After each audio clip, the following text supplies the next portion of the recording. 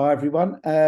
Welcome back. I guess it's been quite a while since we've had a visitor from the top realms. But today we've got Tony Green here.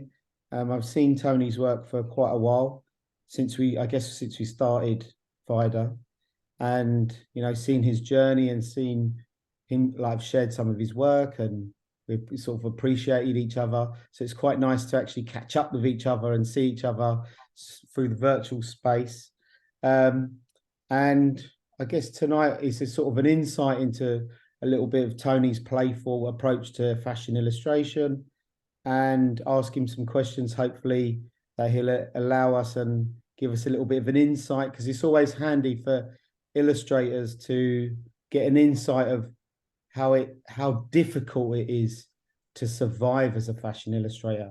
And that's and it's great fun, but it's a difficult one. So before I kind of share my screen, Tony, what would be really nice from your perspective is your sort of introduction into fashion illustration, how you got there and how you have got to the point you are now.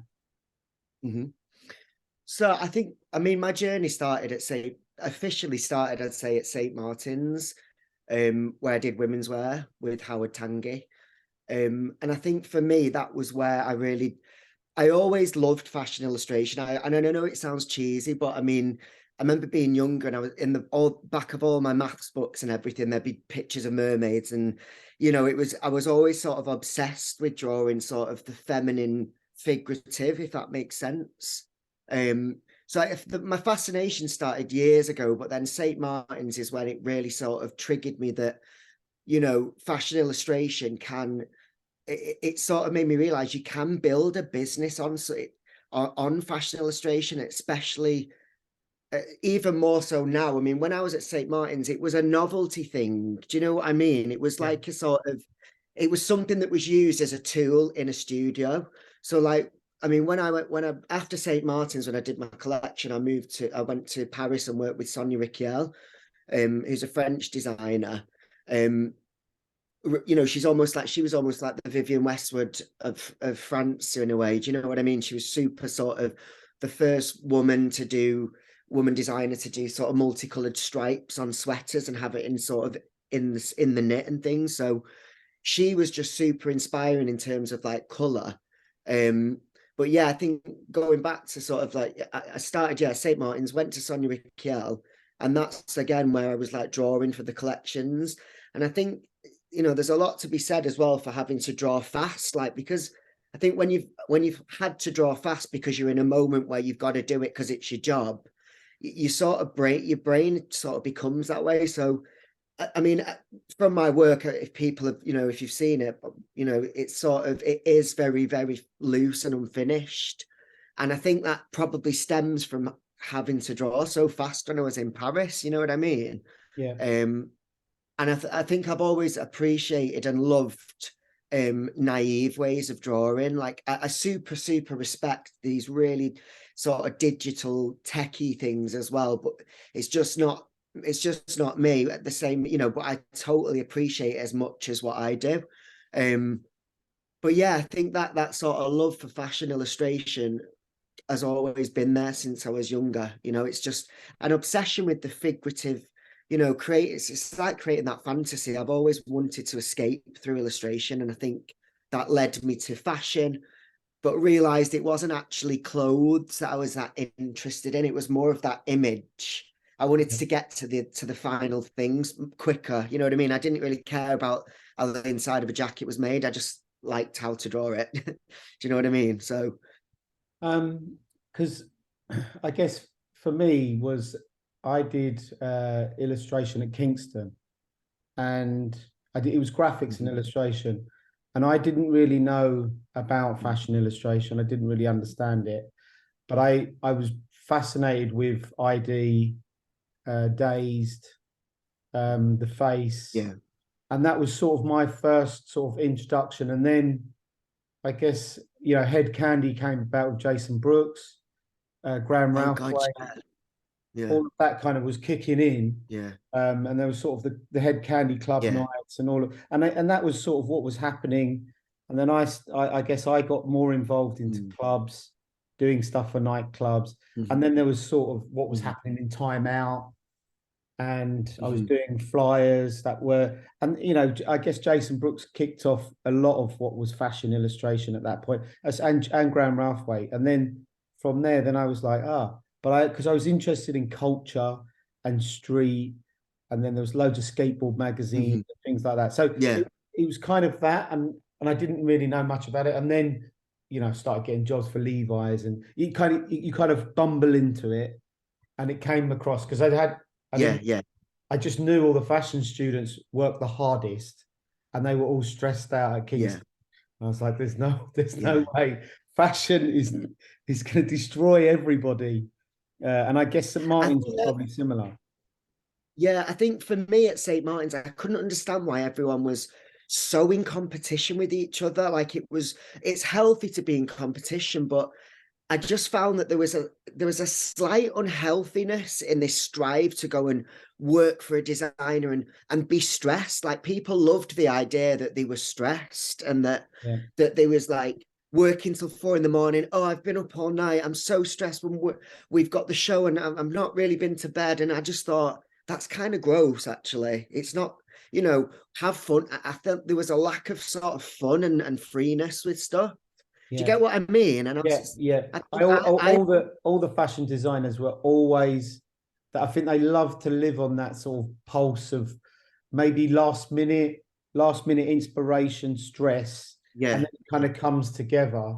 yeah, I think it might be a little bit different now, fashion, where it's heavily curated, heavily mm, styled, and mm, there's no room for like because of PR and all the things mm. like that is like last minute changes. A friend of mine was at Versace and he said like an hour before the show they were like it's only going to be red and then make like loads of changes and then it's like Wow. panic attack. Everyone's like making stuff Yeah, and yeah, that's classic fashion. I guess that was fashion back then. Now, yeah, now it's too ingrained. It's too yeah, professional, and I don't yeah, think uh, there's the less of that. If you watch some of the McQueen documentaries where there is last yeah, minute moments, building hats and making stuff, yeah, yeah. it felt more I suppose the spontaneous. theatricalness of it, Hmm. the theatre, I suppose that it was theatre, wasn't it, back then? Whereas now it is way more inclusive as well. Like that, when I go into the unis and things, and I just think they're all so sort of together with things, and like the social media and stuff just wasn't about, was it? So now it's there's not that sort of drama and theatre and sort of everybody looking up to one person. It's almost like everybody's doing it together more so, if that makes sense. Do you know what I Yeah, mean? yeah. I know there's still everyone's still silently competitive, which is good. Yeah, I yeah, do feel there is a little bit more of a peer group growth where mm, people, even if they're not nice, they're pretending to be nice yeah, yeah, yeah, because they'll be called out for it. So I think there's yeah, yeah. there's You've got definitely to a watch your nice. back a bit more now. Yeah. Yes, yeah, you don't know what's going on. Anyway, let me. I just want to share because I've made a few slides, and I just wanted to share my screen. Cool. Let's get so. I kind of did a little bit of scouring around Mm-hmm. your website. I've seen Mm-hmm. if people haven't seen your Mm-hmm. work or Mm-hmm. seen your Instagram or whatever, they can go online and you can share a bit of that information later. But I kind of scoured around, and it's funny when I pick out images and then people go, "That one's really old." So Yeah. I Oh guess no, you're I don't gonna mind. I don't you'll mind. call me out for a few old ones, but I did try and pick some of the more relevant ones. But I quite Mm-hmm. like this photograph of you sort of going for it, Mm-hmm. and it has that sort of very. It could be toying with the Picasso era of I love that. I love it's that. To be really honest, nice, and I can see the vibrancy of color. You're not frightened to go direct with color, and I think a lot of I remember using colors quite direct, and I remember because I went to the Royal College in the end, and Mhm. if you used anything direct, they would hate it. It's got to be mixed down, and it almost becomes very muddy, and I think Yeah, is yeah, I know quite what you mean. Yeah. it had to be. Fashion's quite I think poppy. everything gets quite serious, doesn't it? Like I think with some fashion tutors, it's like, spending hours deciding on color and stuff. And yeah, that's great and things, but I think you lose the spontaneousness of just like, I want to just use I always say as well, I sometimes don't really look at the colors I'm picking, you know what I mean? Yeah, yeah. No. I think an illustrator or an artist is literally a person working very spontaneous and is Mm, grabbing pencils, crayons. They're very resourceful. And someone might say, "Oh, well, what was your plan?" It wasn't a plan. It's literally, here's my table of tools, and yeah, I'm going to go for it. And yeah, whatever really feels right at that moment is going to be that mark or that yeah, sort of image that I'm going to block this in. I'm going to use felt tips. I'm going to use yeah, crayons. I'm going to collage paper. And I yeah. feel that your work, from what I see, it really encapsulates that side of it and doesn't get bogged down with the sort of reality of drawing. Yeah, We yeah, see on Instagram, and Instagram for me is a bit of a false economy with mm, like a lot of people wanting to see things that look very real, which I would call GCSE style work, uh, totally. where Yeah, you haven't really gone through the progression of drawing something quite real and then deconstruct it, rebuild it, and then totally. find your own sort of palette to talk. And I think Yeah, yeah. that I guess you've probably had that journey, and now you're Yeah, sort of enjoying yeah, your time now. totally. I mean, I think for the past, I think I went to the point where I actually started to learn how to draw badly because I felt, not sounding sort of blowing my, you know what I mean, but I felt like it gets to the point where you can draw like something, but I wanted to learn how to draw shaky and sort of, I love sort of, the artwork, a lot of the people with disabilities and things, I'm obsessed with their artwork more than your average sort of illustrator, because I just think there's such a sort of naivety and confidence that they have, you know what I mean? And it's so unique that it's not just, you're not looking at something that somebody, I always just think, why would I want to buy that if I could see it as if it's a photograph? Like, where is the uniqueness in it? You know what I mean? Yeah, yeah. No, I it's funny like the feedback we get when we do awards and things like that, and the responses. And if I put up work that is a little bit against the grain, the responses you get tend to be quite negative. Yeah, But what's this? yeah, because people just don't understand it. And Yeah. as I say to a lot of the illustrators, we as creatives have to educate the Mm, people with the untrained eyes. And I mm, think that's quite an important part is through the process and through people working and educating and re-educating, because they probably haven't gone past that GCSE of realism art, yeah, yeah, and they're sort of stuck there, and then they yeah, don't know how to kind of move out of them boundaries yeah, from the untrained eye. So I'm yeah. just going to shift to the next slide. So Mhm. I think one of the big things for me, and college is quite a main part, is mark making. Is you probably spent a lot of time. I don't know if you did a foundation, but that moment of like, let's try pencil, let's try crayon, let's draw with Yeah, your left hand, let's draw blind. And yeah, I feel that your work probably builds off a lot of that. totally. Yeah.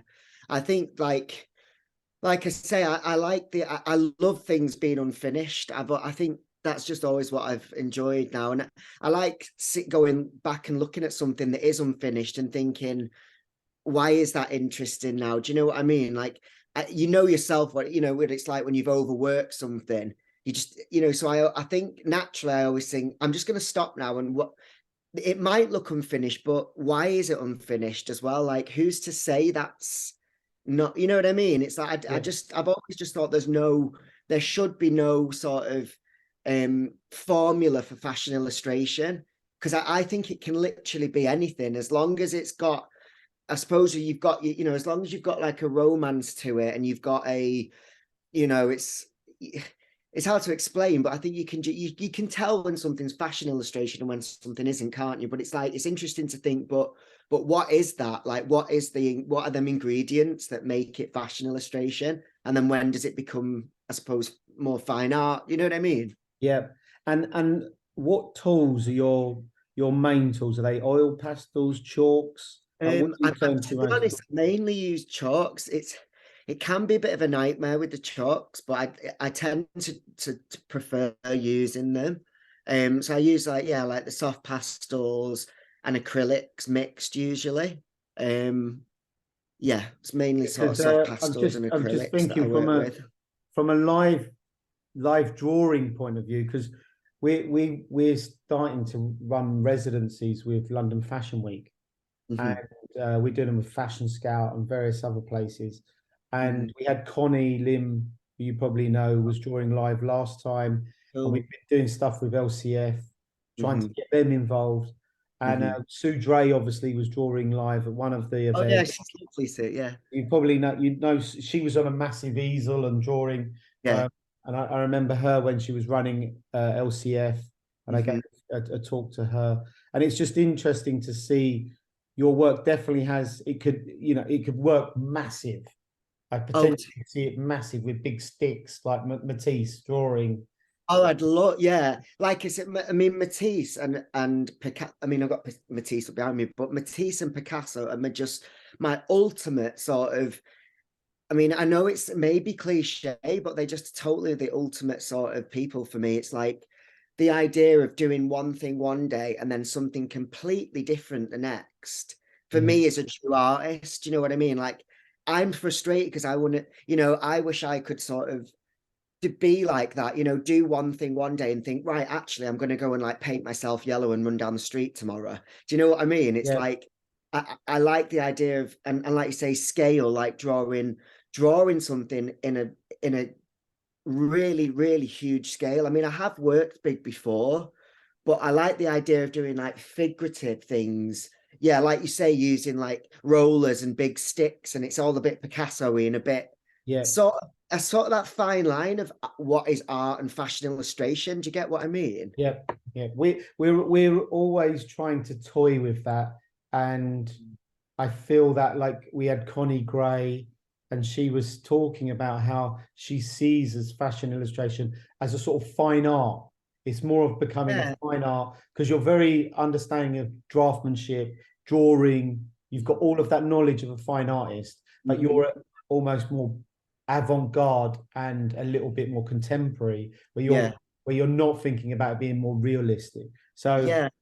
I think your work definitely gravitates for me to be huge, like Mm. up big billboards, big buildings, and the I color, love the color's so joyful, and I Thank think you. that's a commendment to you, and just them choice of like marks, and it really resonates with the youth. Mhm. That's how I feel. Maybe old people will Yeah. probably like it as well, but Thank I you. think young people will really pop. All age groups will kind of dive. Them colors. They just Mhm. really, especially the first one with the orange. And is that just on colored paper? Yeah, I get the dollar what the packs of the colored card thing. So I always have like ton in my studio. I mean, it's a shame I'm not in my studio because I could have showed you around, but I have like just colored card everywhere at the minute. So it's like walking into like a crayon box, and then I just it's nice. I always think it's nice to just think you're doodling rather than when you sit there and you get the page and you start to like there's always like a pressure, isn't there? Like I'm doing a fashion illustration whereas I think if you're just surrounded in your own little sketchbook and everything's everywhere and it's fun. And I just like doodling and then going back to stuff and giving someone a pair of eyes or weird sunglasses or you know what I mean? Yeah. And do you use lots of reference with your work, or is it a bit and then you kind of work from your imagination I and mean, to be honest, it's like I think like travels are massive, obviously, but I think travels are massive inspiration. Even like being in the Amalfi Coast, and like I became obsessed with stripes, which I know a lot of people are at the minute. But things like that, just little things. And then I think, yeah, I'm always inspired by sort of romantic things. I've always been obsessed with Versailles. I saw Jacquemus is just in the show there today. Um, but yeah, anything that sort of slightly, I suppose, slightly theatrical, and anything to do with like Venice and Harlequins and Yeah. anything like that, I've always been inspired by. I suppose, yeah, I suppose sort of romantic, um, mythical type thing. Do you know what I mean? Yeah, I think I'm going to have to come to your studio. I was Oh yeah, saying, I was telling you earlier, I wanted to yeah, go to Howard Tangy's, but yeah. he said a straight no. But I think I'm going to have to Was pop he just past. like fully no? He said, I said, oh well, I'll come over for a cup of tea Mm. as a sort of a bit of a joke, and he said no because he has a I very mean, lovely that he's done the video though, because I mean, with the technology and stuff, because he's a bit old, he's a bit yes, older, isn't he? So I yeah. mean, lovely that he was able to do that. I think he's because I was mainly speaking to his assistant. Yeah. And I think his assistant sorted all of that out. And he's kind of got used to a bit of tech anyway. But when he was on it, he was kind of like as if he was wandering around, like lost a little bit, like what's Yeah. going on here. Oh God, yeah. I mean, well, I had him like 15 years ago, and I mean his class. I must say, actually, Howard Tangi. I mean, I remember he said one thing, and it was about. He said, and it sounds quite camp in a way, but this isn't in a camp way. He said, "Why don't you just do your everything now in pink?" And it sounds so stupid, but when somebody just says one thing, and I was just like, that is so unbelievably cool. And I'm not going to go into the references and all of that, but he said these one, and I just thought that is absolutely like so inspiring. And I was aware of Comme des Garçons, but I think he really sort of made me think in that sort of Comme des Yeah, Garçons Japanese, that Japanese Yoji Yamamoto. I just thought Howard summed that up. Do you know what I mean? And I always yeah, remember thinking something clicked at St. Martin's in that final year, and I really do thank him for that actually. yeah. And was it a 4 year or a 3 year degree? It was a 4 year, but I did a year in New York. Ah, okay. Yeah, It is quite. It's 4 years is a long time, and you really by the end of it, you're finished. yeah. And I think as well, what I found at St. Martin's is I felt I had creative spurts earlier on. It like the final part of it, I just felt there was so much pressure to be making clothes, and really, I wish there'd have been more. I'd have had. I mean, to be honest, I probably should have done fine art. Really, you know what I mean? So I could have gone really sort of. They can be so experimental in terms of there's not really a pressure, if you get what I mean. Obviously there's a pressure, but they're not like making things. We was Yeah, like there was no there's no mathematics in all of the other stuff. You know what I yeah, mean? yeah. Yeah. I think I'm just thinking now, looking at some of your bits, Alexander Calder with the wire drawings. Be really Oh yeah. these some of your things in like different painted coloured wires. Oh my God, Be love quite that. Yeah. that would be And even cool. like the flowers, the coral Yes, flowers there, and them as like ceramics, and yes, things like that could be real. I mean, yeah, yeah, I'm definitely. really wanting to do more thing. You know what it's like. We could when you start chatting, you just get so frustrated, don't you? It's like Yeah, and then I guess we were moving on to the fashion figure. So that plays quite a prominent, we had mark making and then this fashion figure, and you're talking about sort of women's wear. I don't know if I see a bit of menswear, and do you toy between the two, or are you mainly like focusing on women's wear, or you're yeah. dancing between I the mean, both? yeah, I think it's like slap bang in the middle, really. And I do like to sort of mix the genres, and it's like it's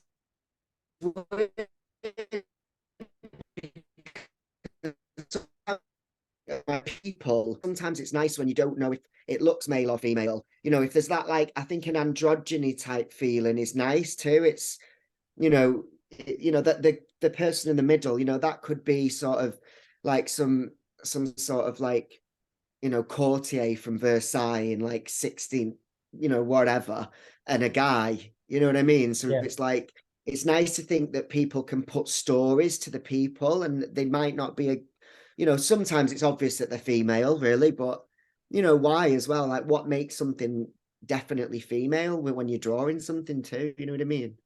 Yeah, and I put this. I just was moving you over here so I could see this one, but Mhm. I really like this sort of black red with the pink Yeah, leggings, it's cool. stockings, Yeah, and it's cool that. it gave me a very punk feeling, and I think Yeah, I mean, it was, and I did this for my friend Andrew Ibby. He had a thing on in, it was part of London Fashion Week, I think, but he's head lecturer now at John Moores University. I don't know, and he's really lovely, but he did, they had a presentation and all the models had like, it was all really punk. But I think punk always comes out well when you do illustration as well. Do you know what I mean? You always get yeah, interesting like, combinations. yeah, and I remember at college when we had to kind of imagine the mark making that you would make to represent punk. And I think Yeah, that's more what I'm saying is that the approach to drawing punk, you've got that sort of very anti against the system way of mark making against yeah, that it's not fine. You know, it's not like Antonio Lopez or someone like that, yeah, where it's much more yeah. aggressive, sort of going on the Yeah, Basquiat side of ways of drawing. yeah, yeah, totally, yeah. And I can really see, and I think also Julia Vernhoven and people like that, where they're I really love her playful. work. Yeah, I totally love it. I remember going to an exhibition of hers in London years ago, and it was like it was, I think it was near Berwick Street. It was like a tiny little exhibition space, but she'd made it, and there was like a spooky clock in there with like heads, and the clock was moving, and just like so gorgeously done, but tiny. But and somebody, it's just really, really tastefully done. I'm gonna have to find that book actually. So I remember buying the book. Yeah, she is another super person for people to look at because she's quite interesting that from a social media point of view she was massive at one point and she was working for everybody, and then Yeah, you know it just proves social media comes along and then she's almost has to start again. Like yeah, if you follow her, she's got a small amount of followings. I see her starting to yeah, regrow again. She was teaching at the RCA when I went back, and she yeah. does women's wear, and I think she Crazy that though, isn't it? When you think about it, yeah, like you say, she was so big in fashion illustration, but I don't know if it's like coming at the. I think in a way, everyone now is quite lucky that we can go on. You can post something online, and it's going out to that many people. Whereas I suppose Julie, she had this when she was starting and doing it and becoming famous. I suppose you only really had like your fashion illustration, your fashion students that were looking at it, but that was probably through a book. You know what I mean? Because yeah you'd Google Julie Verhoeven, you might get like 6 images that came up on Google Images. yeah So it's totally different. Do you know what I mean? And also products and things like, was she big on like pushing her prints and things then? I don't know. It's like, yeah. No, I think she's starting to come back a little bit, but she's become part of the artwork now. I think if you follow her, you'll see like her hair. She's got a really funky hair, and she's become very sort of fine arty. But I I, saw her bringing back a lot of her fashion illustrations only in the last few months because I've been communicating with her because I loved her work, and I think it's really nice to see someone who's quite anti reality, and I love that oh that yeah. you're She's still almost similar. she's almost a bit like Dali. You know what I Yes, mean? Sort of the melted clocks and everything's really surreal. Yeah, I love yeah, it's trippy. There must have been a lot of trips taken at one point because yeah. it's totally trippy, and it's great. It's a great that a lot of the fashion brands embraced her, and it would be nice to see her come back again and have a sort Yeah. of this reunion with some of these brands that are kind of floating around because I feel that sometimes it becomes a bit of corporate, a bit too Mm. nice, and it's a hard one, And to I get it right. suppose as well, I think, I don't know, I think commercially as well, I think you can be all you like. I try and go outside of the rules of fashion illustration, and I do other things, but I think you've got to sort of realize as well, you do have to have your sort of commercial bread and butter, if that Yeah, makes sense. Like I know that I've got to I sometimes think, do I really want to be putting these Vivian Westwood figures up when I've just done some sort of weird abstract painting? Do I really want to be doing? But I do, because I think at the end of the day, commercially, there is somebody out there that wants that Vivienne Westwood fashion illustration. Do you get what I mean? Yeah, But yeah, I think some illustrators, I think some people can, I think, especially coming from St. Martin's, can take themselves a little bit too seriously as well. And then yeah. you sort of chopping your audience in half too. Yeah, yeah. I think we've tapped into what I guess my next bit was Yeah. Okay. is kind of your sort, which is the commercial side, because quite an important part of what we do is, you've got pieces like these sort of flyers, little booklets up there. You Mm, have your prints that you sell mm, online. Um, mm. because it is keeping this commercial practice going, and it is Yeah. hard, like we were talking about earlier. And how do you keep yourself motivated? Because like I share as many things as I can of as many people, and I try and be fair. But Yeah. you're I can see you're there. It's like a machine. Oh, honest to God. I mean, sometimes, I mean, in all fairness, it got to the point where I thought, you know what? I really couldn't give a fuck if I'm annoying some like weirdo from St. Martin's that I would never ever usually get on. You know what I mean? It's like if I'm annoying somebody, they can unfollow me. I just think if I'm doing something and and for me, it's also like it's money. It's like money. Like if something's sat in my studio and I'm like too cool to share it because I'm worried that I posted too much, then I'm not going to make any money. Do you know what I mean? I Yeah, think it's like, I know there is a fine line with oversharing, and I do get that. But at the same time, I do think the people that do buy off me, and I do have people that buy regularly as well, they're the ones that are always liking the pictures too. You know what I mean? It's sort of like,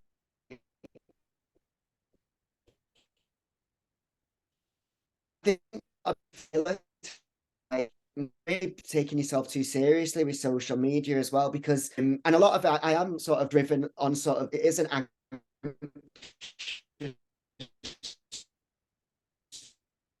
okay, because I did step back from working for anyone. I just thought, right, I just want to make my own money now.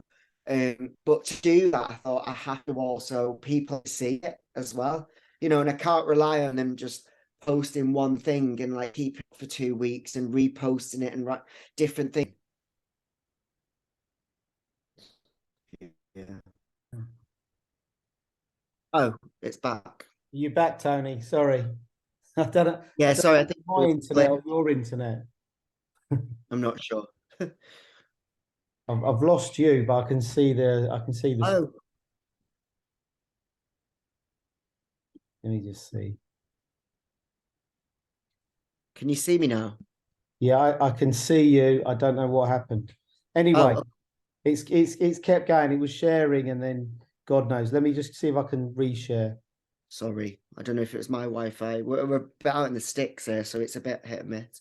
Yeah, let me just. Where did it go?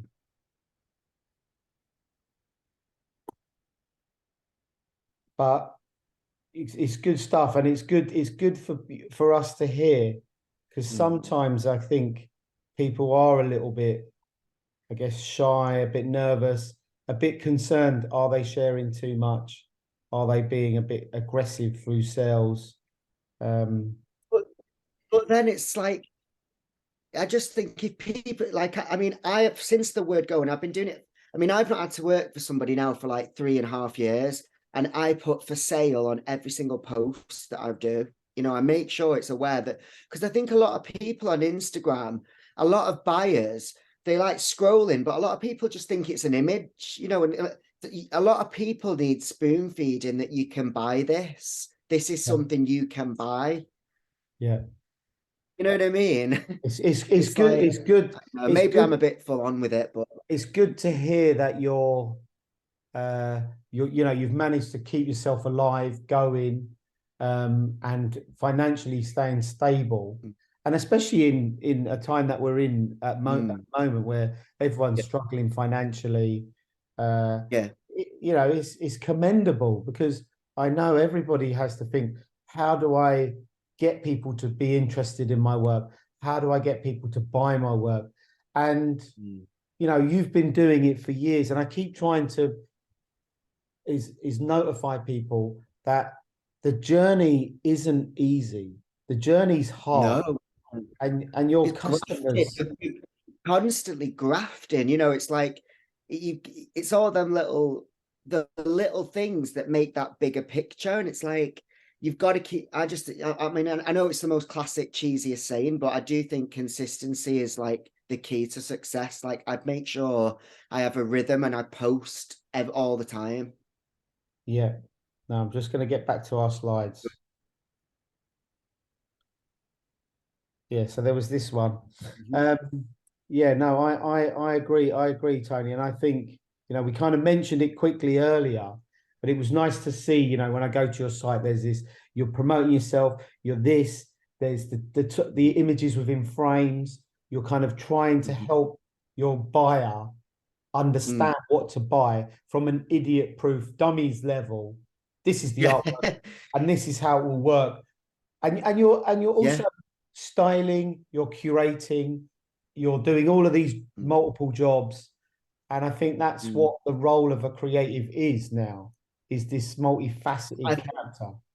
Yeah, it's what we're expected to be. I mean, you've got so many talented people, like amazing people, but it's like you can put one thing up and it's like, but what are you going to do now with that? Like you then have to merchandise it. You have to, like you say, you have to style it up, make sure that you show pictures of it in a frame. I mean, I need to do more of that actually, because I do think, doing the sets and things and styling it up really does make people see it in their house too. Yeah, Um, like I say, a lot of people see an image. Like if you see a fashion illustration, a lot of people don't ever realize you got to think as well. Like so many people are much more older, and unless you say this is something you can buy and this is the product, they're not. They'll just think they're looking at a nice image. You know what I yeah, mean? yeah. So And I just a mean, big, like you say, and they don't know. Yeah, yeah, they're confused. it's They're sort of lost. yeah. Right.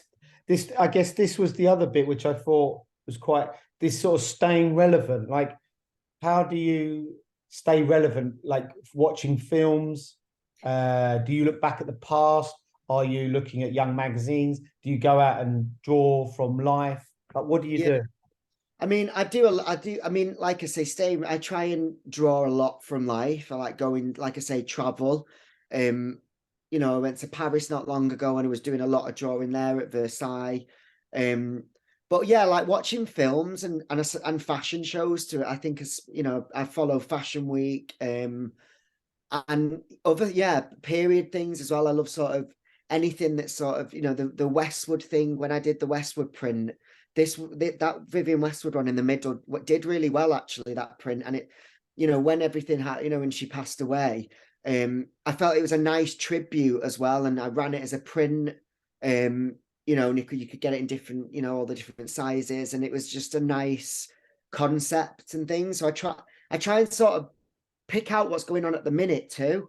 You know what I mean? So like it's Pride, isn't it, at the minute? So I'm going to sit and put some pick out my images that feel quite multicolored and Pride like, and do a whole Pride collection Yeah, at different price points, and make sure that people, because I think doing something that's related to something that's going on at the minute, people latch onto that as well, because they might have been to Pride, or they might have been to a Pride event, or their daughter's just come out as a lesbian. I don't know. You know what I yeah. mean? So a lot of people think it's sort of like picking up on what's going on, isn't it? I suppose. Yeah, and it's almost becoming like a retail merchandiser where in a store they would say, go in Selfridges. Selfridges would say, right, Pride's happening. What Yeah, do we have? What brands are doing something that's relevant to Pride? That's going to go yeah, in the windows because that's going to sell. And you're totally. you're thinking exactly the same channels as them. And don't feel, I think people might go, oh, well, you're sort of just thinking like Selling out. consumers Yeah, or selling out. You're not. You're just yeah. thinking, I want to have a business and I'm going to think like a business person with my art. Exactly. Because like I think it gets to the point where you have to sort of think. I think you have to just get over yourself, don't you? Because it's like nobody really cares. Do you know what I mean? Like, it's like I look at people's Instagrams and I'm like, I don't then start thinking about that person. I forgot about this swipe. I forgot about the person like within 5 minutes of looking at the like. But I think people generally think that everybody's really like only looking at them and only cares about them. It's just like, if I saw something, a lot of people just see the image in front of them. Then they're not always thinking about the whole aesthetic and that. It's just, I think it's just about getting your stuff out there. I think, you know what I Yeah. mean? Yeah, 1,000%. I think you're spot on. And then I kind of like this was quite interesting how you had the chair, the little image, the florals, and that that was on the more up the top of your website. And I really love that the way you're staging it. I think that was quite interesting. It feels like this could easily be for the Comran shop, something like that. Yeah. I mean, really glad that you've said that actually, because in my mind, it's like I like to see the idea of illustration as not just prints, because illustration, fashion illustration, yeah, it's prints, isn't it? You're buying prints, but I think about making it a product, like making illustration a product, and like you say, I think there's been a huge wave in young people buying fashion illustration and buying prints. Like when I was young, we went to like Topshop but we weren't buying prints. Whereas now they're going and buying and we weren't buying like vases and things with faces on. But now young people are going into shops like 18-year-olds, like when I go into the universities and they're telling me that, yeah, they go and they buy prints for their like apartments and stuff. And it's like, not apartments for like in their room share at the university or whatever. And I'm just like, I don't think anyone that I knew was doing that. You went and you bought your outfit for a Saturday night, and that was as far as it went. Do you know what I mean? It's like, They've either got too much money or well, but I just don't think. I mean, I think there's what I'm saying is I think there's been a massive wave in sort of interiors and fashion being linked. I think it was always quite separate, and I think now interiors and fashion, it crosses over probably more than it ever has, I think. Yeah, maybe your environment is your next part of your dress code, and I think if someone comes to your flat and they go, "Oh right, you've got an Egon Schiele poster, you've got this. Oh right, that says quite a lot about you." And also, and what's interesting is the fact that there was never Instagram. So now there's more pressure for your flat or your apartment to look nice because it's on Instagram all the time. Do you get what I mean? Whereas we were in like bed sits on top of newsagents and nobody knew where we were. Do you know what I mean? Because nobody knew where you actually came out of when you're in your brand new outfit. You know what I mean? Yeah. Whereas now it's like you sort of everything has to look good because everything's on camera now. It's like it is the Truman Show has come to life. And I think we're living in that sort of TV moment, and it's great, but it must be exhausting. Yeah, no, totally. to be that worried about staging yourself all the time. But it's fascinating, and that picture in the middle, I was just, we were just talking about how it almost, because I like Martin Creed and I like these sort of minimalists.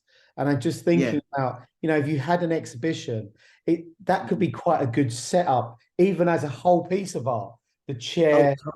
Anthea Hamilton's another one I really like. She worked with Jonathan Anderson, and she almost stages things, and it's becoming a curated thing. So maybe that might be an idea for a show to come. Is a chair. Totally. I mean, totally. I love that. The idea of these things as product, like I say, like the chair and the weird sort of. I love that. Yeah, it could look like cool. prints on a wall. It's just like it's a bit. Yeah.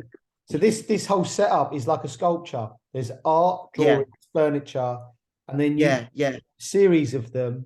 I'm thinking just looking at that, but it's kind of what where do we go next? How do we go beyond illustration and fashion and drawing? Is staging spaces, and I think that's a really nice. I really love the way that you've kind of put that together. I love that idea. It's a really great idea, actually. And well, it's me and you, so we've got through a lot of the Q&A. So I guess people might watch this later, and I'll get fired a load of questions. But Tony, I guess what's been great is thanks for your time. And that's the evening, and firstly keep up keep up with the great work, and it's great for your honesty and your approach to illustration, and almost this sort of stripped backness. Because Yeah, and you what you've said tonight, not many people have said, and they do have a little bit of a guarded approach. And I yeah, feel that it's been quite nice to listen to you saying, right, uh, I've here's all my clothes off, and this is what it looks yeah, like. So yeah, yeah. you know, But it's the reality of it. You know what I mean? I think, yeah, it is a showy thing, and like Picasso's one of the biggest showmen, wasn't he? But he was also honest as well. Like it's like I think you've got to be sort of honest with it. You know what I mean? Because it is what it is. And like I say, I post the hell out of things on Instagram, but if I don't, it means that I have to go and work for somebody else, which is never happening again. on that note, it's been great, and hopefully, Tony, I'm going to speak to you more because you're talking about Versailles. We're doing something with Holston for Versailles, so Oh, I could be talking to fabulous. you more than you imagine. So get, Cool. get, Sounds get good. ready, Tony. But it's great to see you, and it's Yeah. great to have a chat. Thank you. Okay. Yeah, it's great to meet you as well, finally. Yes, it's all across online, but we get to this moment, and thanks for your time and everything. Cheers, Oh, Tony. it's incredible. It's great to connect. Thank you so Well much. done. Have a I'll good see you night. later. Bye-bye. Bye. Bye. Bye-bye.